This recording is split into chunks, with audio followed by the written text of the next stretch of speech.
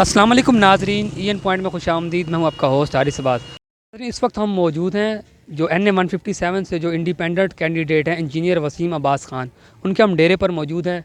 इनकी जो क्या लाइफ स्टाइल है, उनकी इलेक्शन कैंपेन कैसी चल रही है और इनको आवाम का कैसा रिस्पॉन्स चल रहा है, अंदर चलते हैं। इंजीनियर वसीम अब्बास ख़ान से हम बात करें। वसीम अब्बास ख़ान के डेरे पर पहुँचे हैं और अब हम इनके साथ जो है वो इलेक्शन कैंपेन पर जा रहे हैं। साथ ही बस्ती में इनकी कार्नर मीटिंग है, वहाँ पर हम लोगों से भी बात करेंगे और कार्नर मीटिंग से फ़ारिग होकर वापस इनके डेरे पर जाएंगे और इंजीनियर वसीम अब्बास ख़ान से बात करेंगे और पूछेंगे कि इन्होंने आज़ाद उम्मीदवार की हैसियत से इलेक्शन लड़ने का फ़ैसला क्यों किया।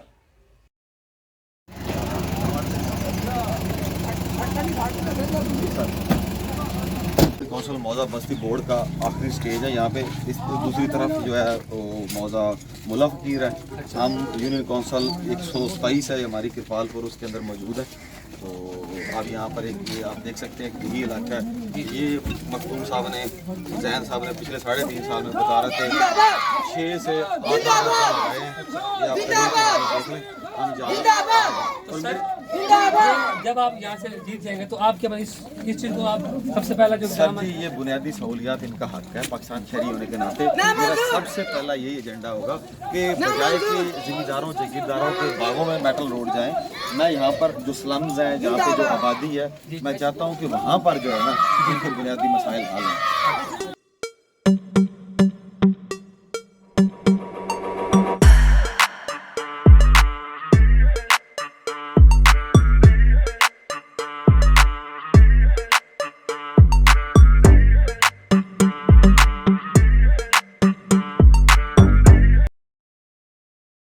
इनको वोट देते हुए आज तक किसी ने इधर कोई भी मसला नहीं दी।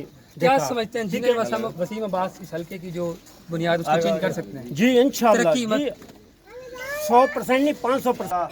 साढ़े मुआशरे नाल साढ़े तबके नाल ताल्लुक रखने वाला मौजूद है। मेहरबानी करो एक गिलानियां कुरैशियां दे नौकरी करन दो ना। चाचा ये रसो के पहले दे भी बंदे से अंदर इलेक्शन लड़न ताकू क्या तब्दीली नजर आई मेरे हाँ इधर तू और इधर बचपन तो इधर अच्छा या था जाने। अच्छा ताकू क्या लगता है कि ही हल्के वास्ते ही हल्के का बंदा सही रास्ते ये सही रास्ता मतलब ही हल्के का जेड़ा बंदा वो ये सही रास्ते यार अद्धी रात ऐसा फोन मारू ते सारे हाजिर हो जा खड़े होंदे भाई ये तू क्या है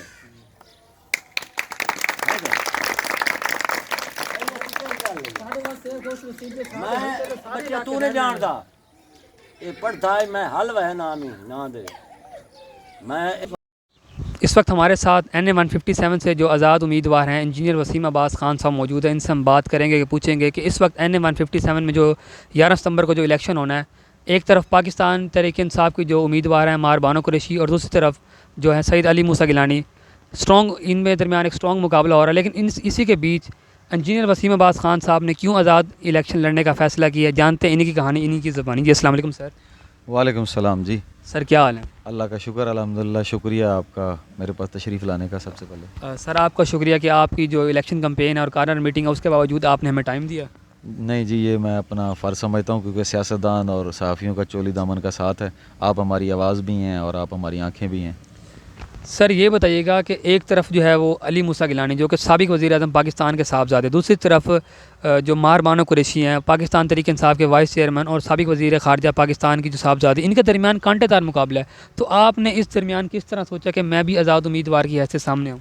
सर इसकी वजह यह है कि जो 14 साल पहले जब मैंने इमरान खान साहब का नज़रिया और इमरान खान साहब को एज़ ए लीडर फॉलो करना शुरू किया था, तो उस वक्त से ही उन्होंने हमें ये ख्वाब दिखाया था कि हम पाकिस्तान के अंदर हकीकी मानों में तब्दीली लाएंगे, कमज़ोर तबके को मजबूत करेंगे और एक जेन्युइन लीडरशिप को आगे लेके आएंगे। जबकि आप इन दोनों कैंडिडेट्स को देख लें, ये दोनों मरूसियत की निशानी हैं, दोनों फैमिली पॉलिटिक्स का एक सिंबल हैं।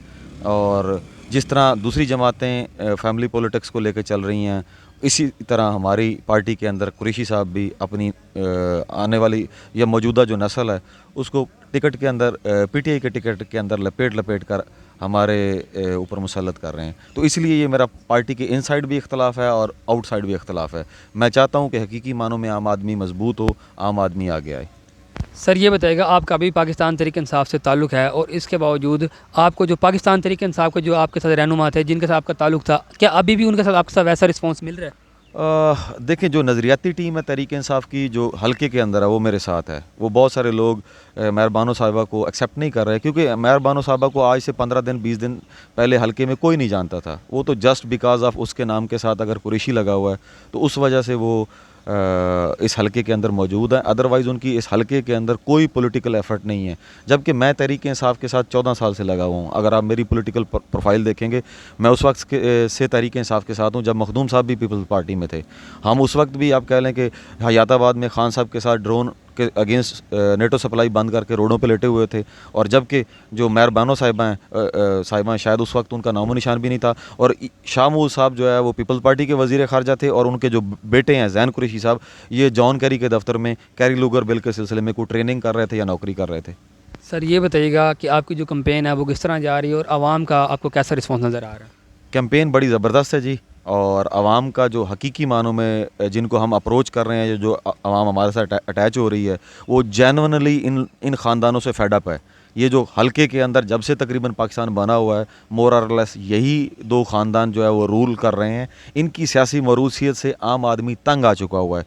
इन दो ख़ानदानों ने क्या किया हुआ है कि हलके के अंदर एक ये ऊपर ये खुद है गिलानी ख़ानदान या कुरैशी ख़ानदान, नीचे हलके के अंदर इन्होंने 2-2, 250 अपने आगे नुमाइंदे या सियासी टाउट कह लें इन्होंने पैदा किए हुए हैं, जिन्होंने पूरी इस हलके की आवाम के वसाइल को आप कह लें कि हथियाया हुआ है। आम आवाम तक, आम लोगों के मसाइल हल नहीं हो रहे। आप देखेंगे हमारे हलके के अंदर अगर आप तलीम के निज़ाम को देखेंगे या तलीम की सिचुएशन को देखेंगे, गवर्नमेंट स्कूल्स आलमोस्ट आप कह लें नॉन फंक्शनल हैं, या उन स्कूलों के अंदर उस्ताद पूरे नहीं मिलेंगे। क्वालिटी ऑफ एजुकेशन इंतहाई आप कह लें कि वो मेयार नहीं है जो आने वाले दौर में हमारी आने वाली नस्ल को मुकाबला कर सकती है। देही मरकज़ बिल्कुल बराए नाम आप कह लें कि वहाँ पे गवर्नमेंट स्टाफ जो है तनख्वाहें तो ले रहा है, लेकिन वो आवाम के लिए यूज़फुल नहीं है। इसी तरह चादर चार दीवारी का तहफ़्फ़ुज़ भी ठीक नहीं है। अब भी जो पर्चे होते हैं वो MP MNA की सिफारिशों पर होते हैं, जो गरीब है उसको हक़ नहीं मिलता। तो ये वाले मसाइल हैं, इस वजह से जो आवाम है इन दो ख़ानदानों से तंग है बुरी तरह। सर ये बताइएगा, जैसे इमरान खान साहब 9 हल्कों से इलेक्शन लड़ रहे हैं, अगर इस हल्के से इमरान खान साहब खुद इलेक्शन लड़ते तो क्या तब भी आपने फैसला किया था? नहीं, बिल्कुल भी नहीं। मैं बिल्कुल अपने लीडर का, कायद का फ़ैसला मानता, मैं उनका सिपाही बनता, मैं उनकी यहाँ पे कैंपेन रन करता। मेरा इख्तलाफ सिर्फ उस चीज़ से है। देखें भाई, हम 14 साल से दूसरी पार्टियों को क्रिटिसाइज़ कर रहे हैं, जिस तरह आले शरीफ को कर रहे हैं, आले गिलानी को कर रहे हैं, भुट्टो को कर रहे हैं, जरदारी फैमिली को कर रहे हैं। तो हम किस तरह अपनी पार्टी के अंदर शाह महमूद कुरैशी साहब की औलाद को मान लें, आले कुरैशी को मान लें? अब खान साहब और हमारी पार्टी हमेशा मेरिट की बात करती है। मैं बारहा ये मुझे कोई तरीके साहब आके इस बात पे मुझे कन्विंस कर ले कि मेहर बानो साहिबा क्वालिफाइड हैं या वो मेरिट पे पूरा उतरती हैं, मैं विड्रा कर जाऊंगा। मुझे आज तक पिछले मैं 1 महीने से लगा हुआ हूँ, मुझे किसी तहरीक इंसाफ के दोस्त ने कन्विंस नहीं किया। सिर्फ इस बात से डराते हैं कि जी तहरीक इंसाफ का नुकसान हो जाएगा, तहरीक इंसाफ का नुकसान हो जाएगा। और मैं कहता हूँ भाईजान, जो तहरीक इंसाफ का नज़रिया कंप्रोमाइज़ हो रहा है, आपने देखा होगा जैसे ही ये खातून हमारी बहन जो है ना अनाउंस हुई हैं, उसी वक्त ख्वाजा साद रफ़ीक साहब ने हलाल मरूसियत का ट्वीट किया। इसी तरह बहुत सारे दूसरी पार्टी के लोगों ने हमें नुक्ताचीनी करना शुरू कर दी तहरीक इंसाफ की आइडियालॉजी को या खान साहब को। ये क्या, जब तहरीक इंसाफ की आइडियालॉजी कंप्रोमाइज़ हो रही है तो वो तहरीक इंसाफ को नुकसान नहीं हो रहा? इस हलके के अंदर हाँ, आले कुरैशी को ज़रूर नुकसान हो रहा है। और ये मेरा ज़ाती तौर पे मेरी कोशिश है ताकि पार्टी की आंखें खुलें। और ये जो खान साहब को या PTI को इन्होंने ब्लैकमेल करना शुरू किया हुआ है कुरैशी साहब ने कि मैं 3-4 MNA अपने लेके आऊँ, और मुझे तो डर है कि आने वाले दिनों में ये पार्टी को ब्लैकमेल ना करें। जिस तरह हलके के अंदर या इस वक्त मौजूदा हुकूमत देखें सिर्फ 2 MNAs पे चल रही है, मुझे तो डर है कि 3-4 ही MNA घर के बना के बाद में पार्टी को ना ब्लैकमेल करें। तो ये हलके के अंदर देखें, ये जो मरूसियत है, मैं किस मुंह से आप कह लें कि इस चीज़ को एक्सेप्ट कर लूं जब मैं 14 साल दूसरी पार्टियों को नुक्ताचीनी करता आया हूं। ये वजह है। इसके अलावा मैं कोई पार्टी को ना नुकसान पहुंचाना चाहता हूं, मैं तो बल्कि पार्टी की जो एक्चुअल आइडियोलॉजी है उसको कंप्रोमाइज़ होने से रोकना चाह रहा हूं। सर ये बताइएगा, अगर आप यहाँ से इलेक्शन जीत जाते हैं तो क्या आप PTI में शामिल होंगे? जी बिल्कुल होऊंगा। मैं सबसे पहले पार्लियामेंट या इस्लामाबाद जाने से पहले मैं बनी गला जाऊँगा, और मैं यहाँ से एक आप कह लें कि अपने दोस्तों, साथियों, सब के साथ जाऊँगा और ख़ान साहब को बताऊँगा जो शाह महमूद साहब ने कहा है ना कि इस पूरे हलके के अंदर तकरीबन 20 लाख की आबादी के अंदर कोई मौजू नहीं है कैंडिडेट। ठीक है, मैं उनको जवाब दूंगा कि यहाँ पर बहुत सारे फ़रोख हबीब, मुराद सईद, आलमगीर मसूद, शाहिद खटक मौजूद हैं। बस आप अपना लेबल तो दें, मौका तो दें। आपने इतना बड़ा दरख्त जो जगीरदार हम पे, मुल्तान पे मुसल्लत कर दिया है कि जो नई लीडरशिप ऊपर आने ही नहीं दे रहा। उन्होंने चंद अपने ख़ानदानी ग़ुलाम टाउट बॉडी के अंदर भी फिक्स किए हुए हैं, जो पार्टी के ऑर्गेनाइजेशन और हल्के के अंदर भी फिक्स किए हुए हैं, जो आप उनको अगर डीपली स्टडी करेंगे, जो ये ख़ानदान जब मखदूम साहब मुस्लिम लीग में थे तो उनके साथ थे, जब ये पीपल्स पार्टी में थे तो इनके साथ थे, अब वो पीटीआई की डीपीएं लगा के हमें नज़रिया सिखा रहे हैं। तो मकसद कहने का ये है कि मैं आज भी इमरान खान के साथ हूँ, कल भी हूँगा और हमेशा रहूँगा। मेरे जैसा बंदा आया ही इमरान खान साहब की वजह से इस पॉलिटिक्स में, अदरवाइज़ हमारा क्या लेना देना है। हम उस ख्वाब को लेके चल रहे हैं कि जो हकीकी मानों में हल्के के अंदर तब्दीली लाने का ख्वाब है। ये तब्दीली नहीं है, आप इसको खुद स्टडी कर सकते हैं। ये मखदूम साहब की तीसरी नस्ल दूसरी नस्ल आ गई है, ये कौन सी तब्दीली है जी?